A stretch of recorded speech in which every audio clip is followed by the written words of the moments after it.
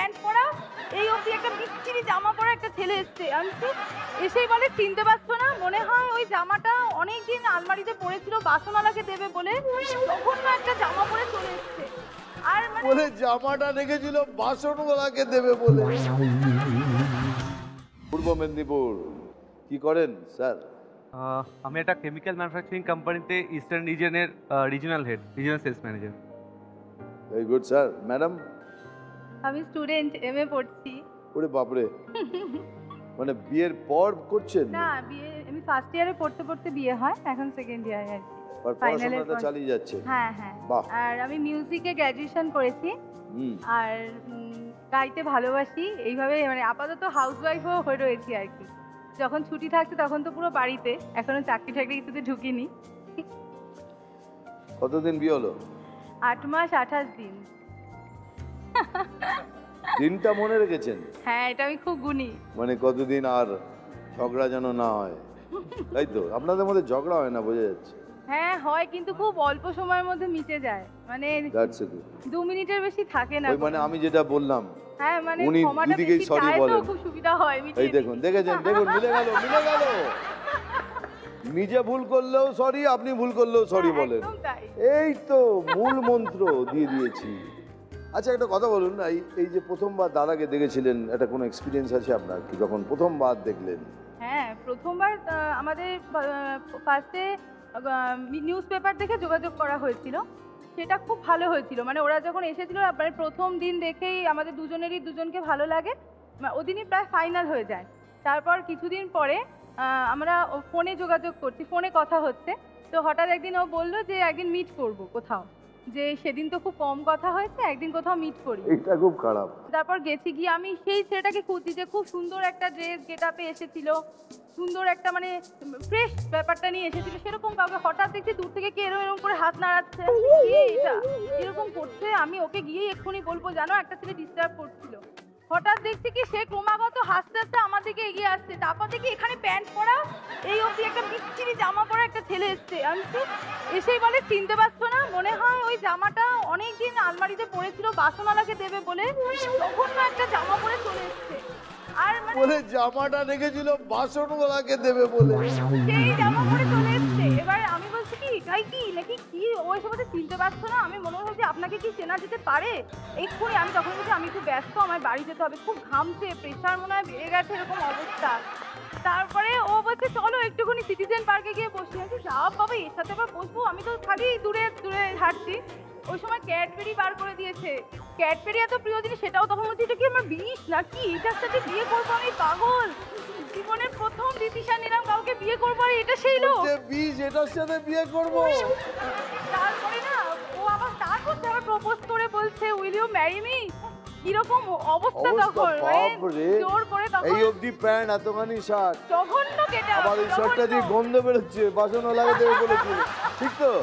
একদম তাই, মানে শার্টটা দেখে আমার অপছন্দ হয়েছে ভীষণ ভাবে, তার মধ্যে এখানে পড়েছে। এবারে এসেছে, এবার যখন রাতটা মানে মোটামুটি আছে, হ্যাঁ আমি বাড়ি যাবো, দেরি হয়ে যাচ্ছে, ওখানে তো দিয়ে আসি। না না দিয়ে আসতে হবে না, আমি চলে যাবো। বাড়ি গেছি, গিয়ে ফোন সুইচ অফ, অসম্ভব, আমার শরীর খারাপ লাগছে। রাতে ভাবছি কি এক বন্ধুকে ফোন করবো বলে ফোন অন করে দেখি ও আবার ট্রাই করছে। এবার SMS ঢুকেছে, 100 বার তো ফোন হয়ে গেল, আর কতবার করবো, ফোন ধরতো না কেন। কি করি, পরের দিন থেকে ফোন পুরো সুইচ অফ। এর মধ্যে 7-8 দিন পর আমার একটা পরীক্ষা ছিল ইউনিভার্সিটিতে। হঠাৎ দেখছি ইউনিভার্সিটিতে ঢুকছি, আর ভাবছি আজকে যেন আবার এখানে আর চলে আসে, বলা যায় না।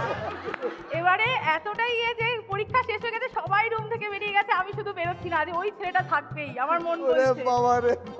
ওখান থেকে বেরিয়ে দেখি রাস্তার ওপাশে পিঠে ব্যাগ নিয়ে, সেদিন আবার সেই যথারীতি প্রথম দিনের মতো সুন্দর চেহারায় সুন্দরভাবে এসে ঘুরছে ব্যাগ নিয়ে।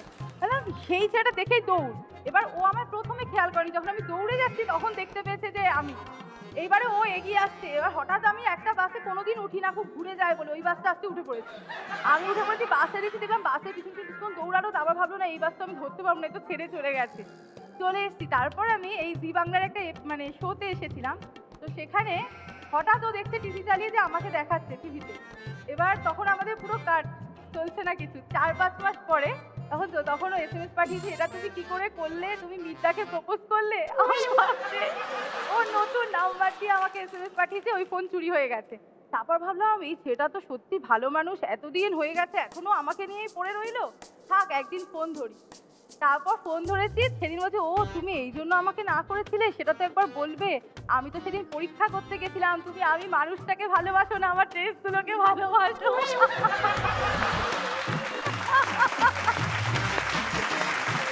বাপরে বাপ। ও দাদা নমস্কার। দাদা আপনি ঠিক লাইনে আছেন, কোনোদিন কষ্ট পাবেন না, ঠিক পথে চলেছেন। এই তো তবে সরি বলেছেন? না অ্যাকচুয়ালি ওটা টেস্ট ছিল। আর কোনদিন করবেন? না হওয়ার ছিল তো হবেই। না আবার হওয়া ছিল মানে মানে ওই জামা প্যান্ট পরে গেছেন তারপরে বিয়ে করেছে, ওর সাথেই বিয়ে হতো। ক্রেডিটটা ওনার। আমার credit। আর কি আপনি পরীক্ষা নেবেন? না আর দরকার হবে না। কান ধরে বলুন নেবো না। না না বলে আমার বলতে হবে একবার আপনাকে। কি ভুল করেছিলেন? না কান ধরে চাপ নেব না।